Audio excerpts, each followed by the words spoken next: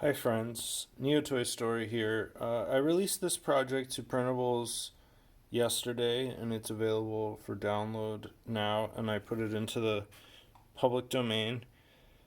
But I wanted to make a short developer log video before I moved on to another project just because I learned some cool and interesting things.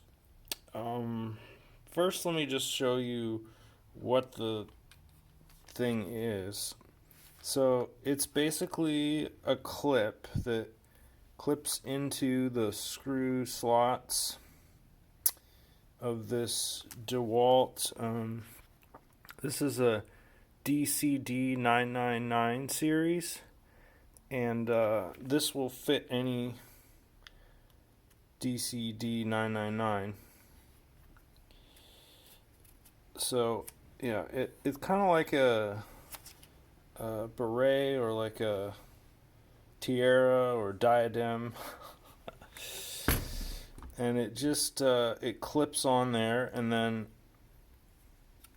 bits, standard quarter-inch bits snap into these little retaining slots, and they're pretty secure. They don't fall out or anything. I don't know about with hammer drilling because I haven't tried that yet, but with ordinary use, it's not just gonna snap off of there. And the friction fit is pretty secure, so like it holds pretty well on the tool. It's not gonna come off. And even these really heavy bits stay pretty well in this little mechanism I designed here. So yeah, that's the design. Now I'm going to go through the iterations and process and so forth, but let me take this off first. I thought also, after the fact, I was like, you could load up multiples of these with different bit sets for different jobs. Like you could have one that was just full of Torx, or just Phillips and flatheads, or just drill bits, whatever, and then just clip them onto your device as needed. Yeah, it holds 7 bits total, by the way. So the chief challenge in creating this accessory was mapping and kind of like puzzling out the topology of this motor casing here, or maybe that's the gearbox casing. I think the motor's here. So yeah, this was actually really challenging to crack in terms of the topology. I'm sure there's probably a lot of really easy ways to do this with photogrammy or some kind of 3D scanning, but I was just doing it the old-fashioned way with manual calipers, because that's how I like to do things. I feel like it teaches me more. Although in the future, I will definitely probably shift to more automatic operations. So yeah, ultimately I was like, okay, I wanted the bits to be really accessible. A lot of times they put them down here on this universal belt clip attachment point, or like this point, which is for this accessory, which is also standardized amongst a lot of different manufacturers and stuff. But ultimately, like, what I wanted for my use case, I'm like really frequently swapping out bits right here up front and center, and I use one of these quick connects, so it's pretty easy for me to just swap in and out like this.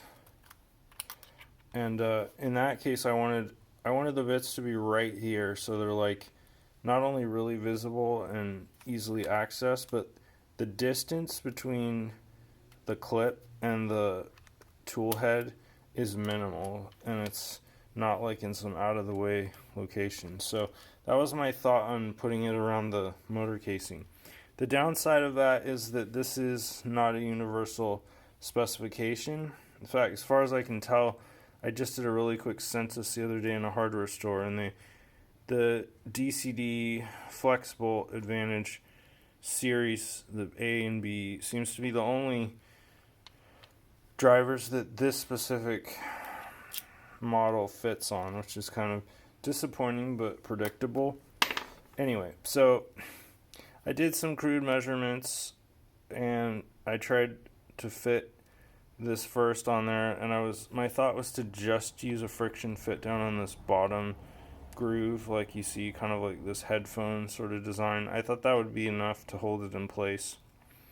And the fit wasn't perfect, the measurements weren't perfect. However, I did notice one thing that was kind of interesting, and that was that the side piece was pretty much a perfect fit, as you can see, in terms of measuring the curvature of the side of the casing. I nailed that just right, and I also got the sort of distance between the two grooves right. So that was good. And I was like, okay, I can iterate faster by printing out just really small. These are 5mm Z height pieces, and just incrementally do each section.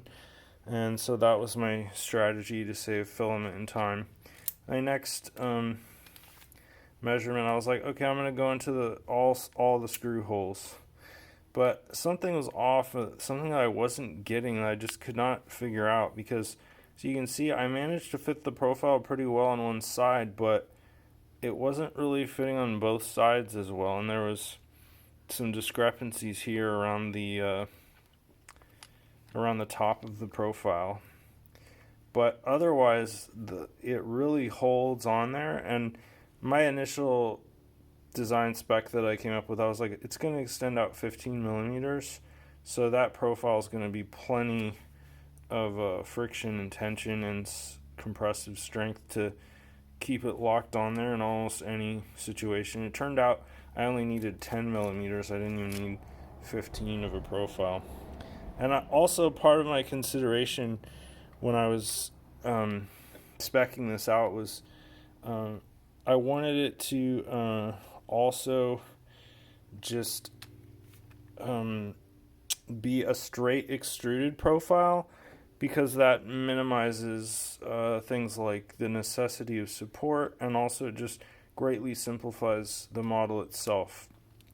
So what I realized was that there was too much distance between the bottom parts here. That's why it was a little loose. So I tightened those up a bit, and surprisingly, it did not do what I thought it would, even though it did somewhat improve the side grip. It created an even bigger gap, and also the strength of the spring action, which is a purely mechanical force based on the resiliency of the PLA, was actually not quite what I wanted or needed for a good secure grip there. So I was like, what's going on here? And then when I was stretching the piece, I noticed that it was fitting on the sides perfectly, but it was not fitting the top. In fact, there was this huge gap here. So what I did was I snapped what I'd modeled in half, and I messed around with the two sides to see what was going on. And I had to do that twice, actually, before I finally figured out that the angle was off. So what I mean by that is that basically it was modeled like this, but in reality the profile was more like this. So I tweaked that and finally started to make some progress there and get a fit that was close to what I wanted. This is actually kind of ridiculous if you think about it, that I spent 99% of the design time just trying to match this profile, which is a really strong argument for using automated tools like laser scanning or whatever. But, you live and you learn. So with that problem essentially conquered, I was on to bigger and better things, which was creating a resilient and reusable little clip here that the bits could slide into and stay securely in place. You can see my first design, I was sort of on the right track with this spring levered kind of concept, but there were some issues there and it wasn't quite resilient enough. It actually, first of all, I found out something pretty interesting. It's designed for this orientation, but if you turn it sideways when you're pushing it in, it was actually getting caught in between those two little grooves there. You can see what's going on. So that was an unintended consequence that that I discovered, because obviously with the hex bits, they're wider along this dimension than on the two flat sides. But I wanted them to fit like this, and the flexation was starting to wear out after just a few repetitions, and that's because the spring distance of this flexible part is so small. It's just like 2 millimeters, I think, or 2 or 3 millimeters, which wears out very quickly with PLA. So that put me on the right track. However, this part actually came first. This was my first experiment with how to create a pattern for the bits that would both not be in the way but would also make it accessible. And I learned two things from this. This was the first iteration of the clip design for the bits, which works, but it was a little bit looser than I wanted. It wasn't quite holding, and of course, if it's loose, if it's that loose at first, repeated stress of popping bits in there is going to wear that out. But what I realized was that I couldn't follow the profile of the gearbox perfectly, that I actually needed to offset a ways to keep the bits away from the other parts of the tool. And also, it just turned out that creating a new circular profile offset from the distorted exotic profile actually was better, because it allowed for much more precise positioning of the clips. And furthermore, like, I tried this with, I think this is 13 clips. I was like, that's too many. 13 is too many. It's 3 o'clock here. It's my 3 o'clock alarm. So anyway, yeah, they were too close together is what I found with 13. And it was too hard to pull them apart. So, you know, I wanted to maximize my number of bits that I could store, but I didn't want it to compromise usability. So yeah, anyway, so that then I was like, I don't need to print out this whole thing. That's a waste of material. I'll just do one clip until I get that down. And at first I thought this was satisfactory enough, and I ended up printing out, which is the next to the final version, using that clip design. However, after repeated uses, I found out that the fatigue and the flexation was just too severe, and the clips were wearing out. And this was also the first 10 millimeter width version, which I really liked. And as you can see, I could still go another 5 millimeters. I could do a 15 millimeter version, but I'm also speccing this out for different bit lengths. And these, for example, are, you know, the long width, and then you have short width. And I wanted to comfortably be able to do both of those. And with a 15 millimeter width of clip, it actually goes a little bit too far and makes it a little bit tricky to grab these smaller bits, especially if you're wearing gloves. As you can see already, these are just kind of fatiguing out. Even though it works like this, you're going to lose bits with this level of slippage. So hence the final and what I think is almost perfect redesign of the clips, which is basically I just extended the spring length of the flexing part of the PLA, which allows for far greater resiliency. In other words, it doesn't wear out. I also, and this is extremely subtle, you probably can't see this, but I micro adjusted the topology of this profile here, and you can only see this in the 3D model, but basically this little ledge here that sticks out is just far enough to let the profile of the bit slip through, and then as this spring edge folds outwards, it creates a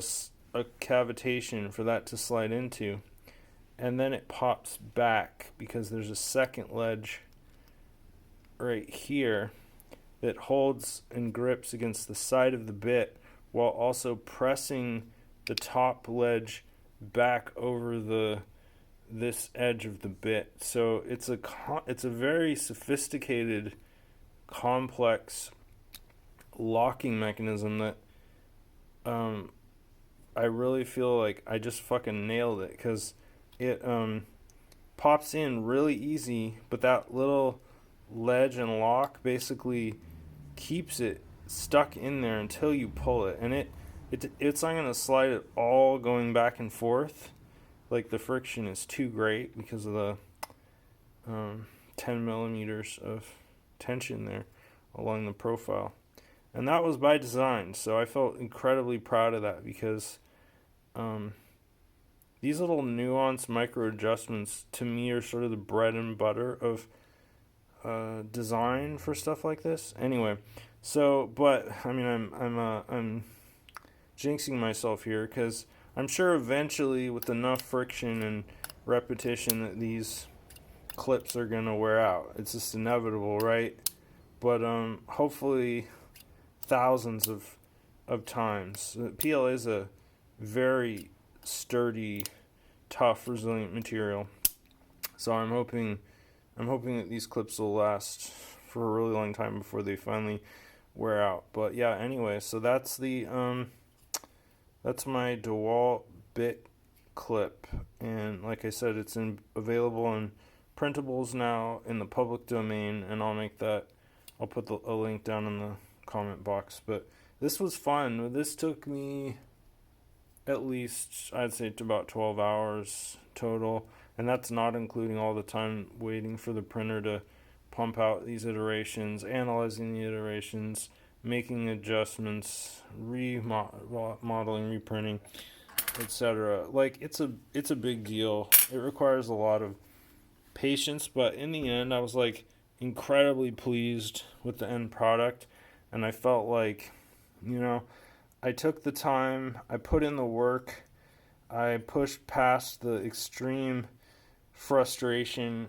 This is so frustrating. You have no idea, like, how you wait for like 20 minutes to get another prototype piece out, and you try to fit it, and there's some little thing off that you need to change. It's incredibly discouraging, and it takes a lot of mental fortitude to keep going, especially, like, I spent, like, I don't know, at least 8 hours just one day working nonstop on this project in order to get it where it is now.